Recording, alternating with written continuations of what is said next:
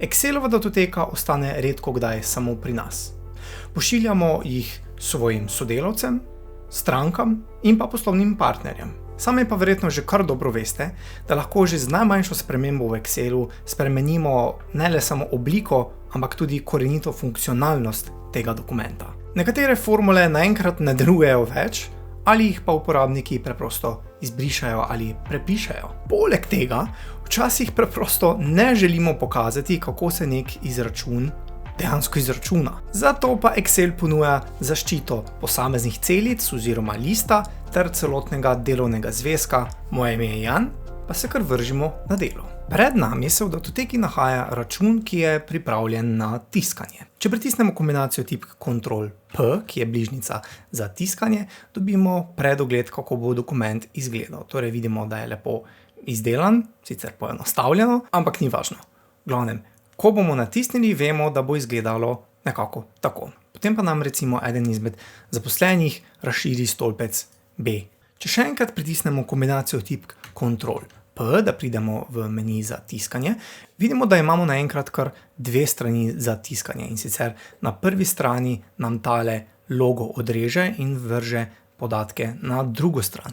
Torej, že tako majhna sprememba, kot je sprememba širine stolpca, nam lahko poruši celoten izgled dokumenta. Pa dajmo to razveljaviti in si poglejmo, kako lahko ta naš dokument zaščitimo. Najprej se moramo vprašati, kaj bo nekdo, ki mu bomo ta dokument dali, sploh počel v tem dokumentu. Račun imamo prirejen tako, da tukaj v celico B13 nekdo vpiše svoje ime, potem v stolpec B v tabeli nekdo vpiše ime izdelka, količino, ceno izdelka pa naš račun vleče s pomočjo funkcije IndexMatch iz šifranta. Lahko bi tudi iz uporabo funkcije VLOOKUP. Vsi ostali podatki pa se bodo preračunavali sami. To je v bistvu že prva linija obrambe, torej da zaposleni sami ne vpisujejo teh nekih cen, ampak imamo za to posebej šifrant. Druga linija obrambe je preverjanje veljavnosti podatkov v temle stolpcu B. In sicer zaposleni bo tukaj v spustnem seznamu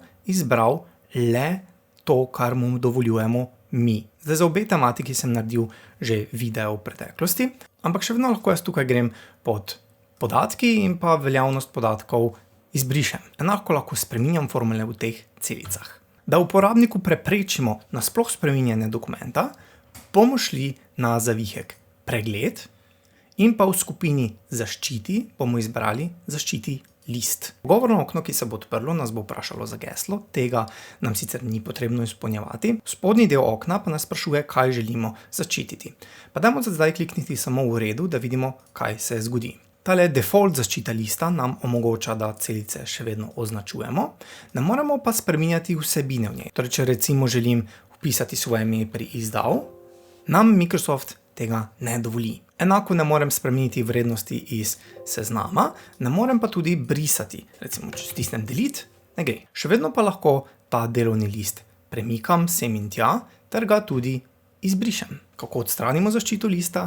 Spet gremo na zavihek Pregled in pa v skupini Zaščiti kliknemo Odstrani zaščito lista. Zdaj, ker nismo vpisali gesla, nas ne bo vprašalo za geslo. Mi pa želimo, da nekdo, ki ta račun izpolnjuje, lahko vpiše samo svoje ime v tole celico in pa spreminja vrednosti v tem in pa tem območju. Videli smo, da če zaščitimo ta list, je zaščitena čisto vsaka celica na tem listu.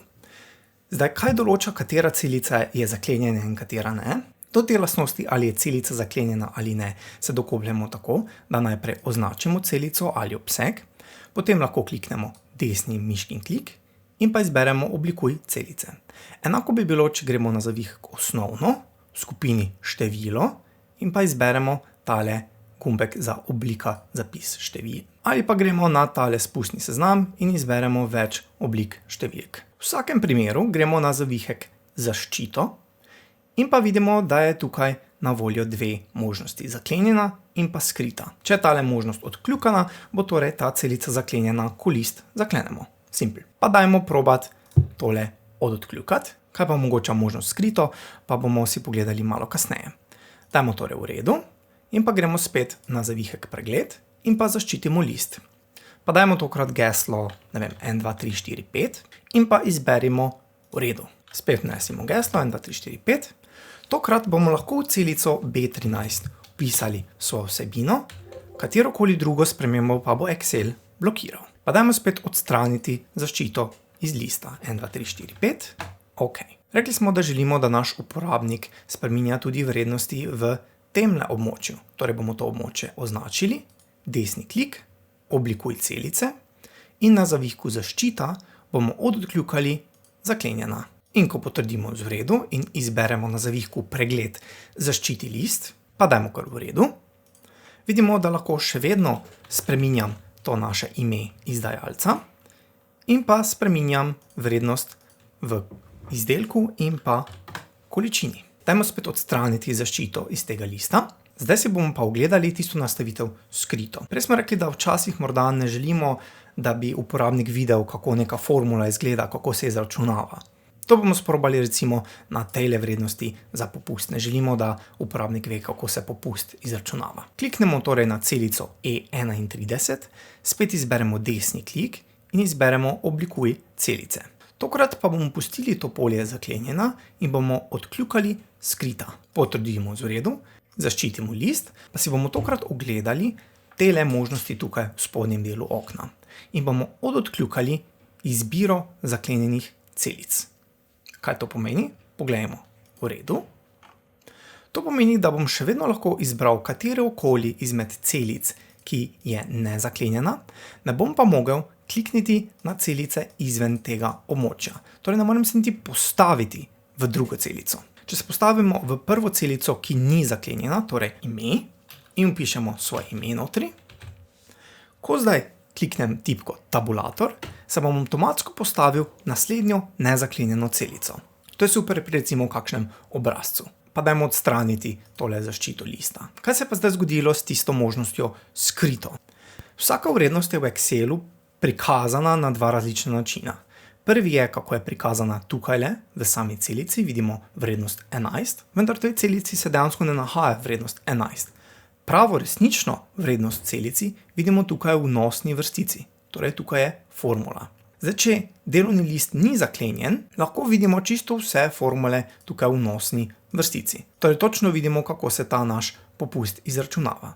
Če pa zdaj kliknemo zaščiti list in pa morali bomo izbrati izbiro zaklenjenih celic, drugače ne bomo niti mogli si ogledati, potrdimo z v redu. Vidimo, da če smo postavljeni v celici E32, formulo vidimo v vnosni vrstici, če pa se postavimo eno višje, pa je formula nevidna. Če imamo izbrano, da ne moremo niti izbrati teh zaklenjenih celic, potem v bistvu nam ta skrita vrednost nič kaj ne pomeni, ker niti ne bomo mogli klikniti na to celico. Kako pa preprečim, da nekdo ne bo tega delovnega lista izbrisal ali pa prestavil ali pa ustvaril novega? To lahko storim z zaščito delovnega lista.